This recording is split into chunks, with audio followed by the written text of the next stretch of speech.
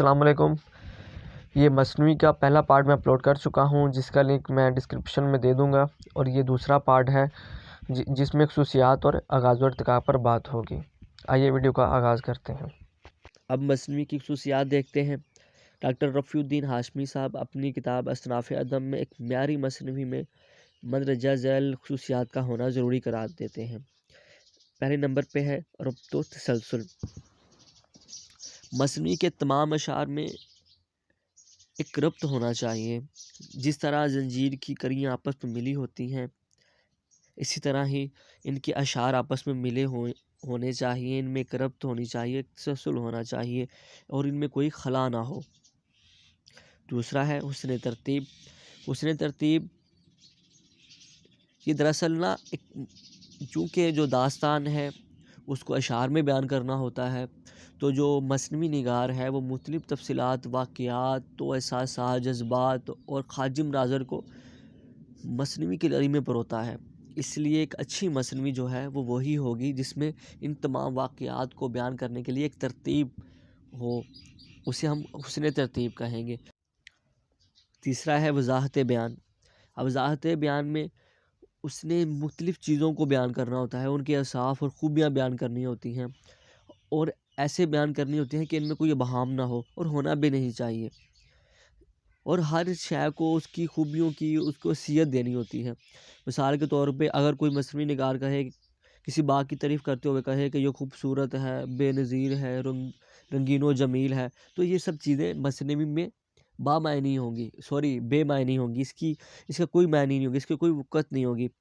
ضروری یہ ہے کہ وہ سبزے کی تر و تازگی، پھولوں کی رنگت، خوشبو، صفائی ستھرائی، ہوا کی لطافت اور مہک وغیرہ کا تذکرہ کرے، یعنی کسی چیز کے اوصاف ایک ماہر فن کی طرح وضاحت سے بیان کرنا ضروری ہے، اور اسے وضاحت بیان کہتے ہیں۔ چوتھے نمبر پہ ہے جزائیت نگاری۔ جزائیت نگاری سے مراد کہ معمولی سے معمولی اور چھوٹی سے چھوٹی باتوں کو بھی لکھنا، یعنی ان کے تفصیل سے بیان کرنا، اور مصنوعی میں ہر واقعے اور منظر کو جزائیت سمیت بیان کرنا ضروری ہے، کیونکہ یہ داستان ہے اور اشعار کی صورت میں ہے، تو اس لیے چھوٹی چھوٹی سی بات کو تفصیل سے بیان کرنا ہوگا۔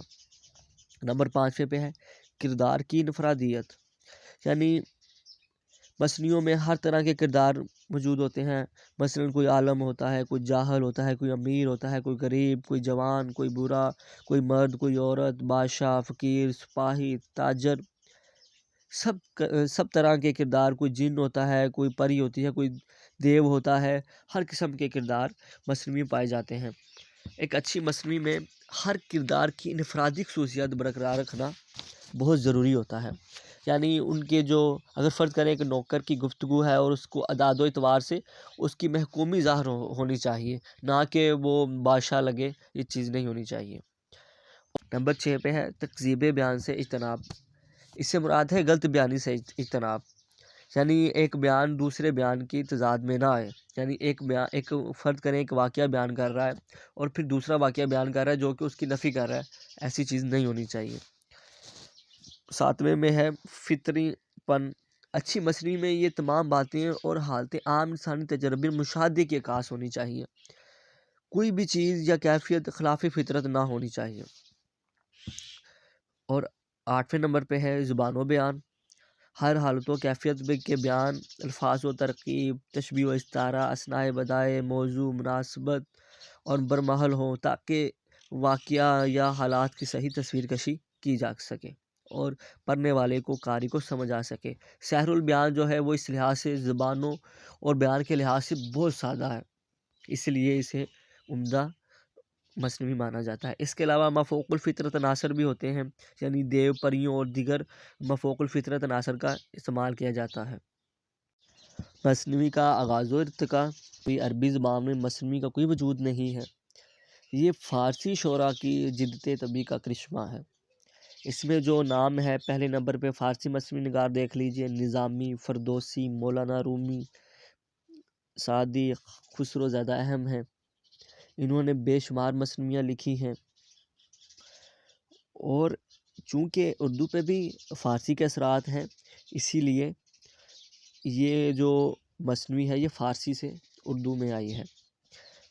پہلے دور میں ہم دکنی دور سے میں مثنویہ نگار دیکھتے ہیں یا مثنویہ لکھی ہوئی ہمیں ملتی ہیں، جن میں رسمی کی خاورنامہ، نصرتی کی گلشن عشق، سراج کی داستان خیال، ملا وجی کی کتب مشتری مشہور ہے۔ ملا وجی آپ سب جانتے ہیں، پہلے نثر نگار سبرس جو ہے ان کا کارنامہ ہے۔ کتب مشتری یہ انہوں نے کلی کتب شاہ اور ایک مشتری طوائف ہے اس کی عشق کی داستان بیان کی ہے۔ ان کے علاوہ محمد کلی قطب شاہ خواسی اور نشاطی نے بھی مثنویاں لکھی ہیں۔ ان کے بعد جو مثنویہ نگار ہیں ان میں بہت بہت بڑے نام ہیں، جن میں میر حسن کا نام ہے، میر تقی میر، جورت کا نام ہے، مومن ہے، دیا شنکر وغیرہ شامل ہیں۔ ان کے علاوہ بھی مثنویاں لکھی گئی، لیکن جو مثنوی نگاری میں میر حسن کو مقام حاصل ہے وہ کسی کو نہیں ہے۔ یہ تھی آج کی ہماری ویڈیو، اس میں ہم نے مثنوی کی تعریف، اس کی خصوصیات اور اس کے آغاز و ارتقاء کے لحاظ سے بات کی۔ میں امید کرتا ہوں کہ آپ کو ویڈیو پسند آئی ہوگی۔ اگر ویڈیو پسند آئی ہو تو لائک کریں، شیئر کریں، کمنٹ کریں اور میرا چینل سبسکرائب کریں۔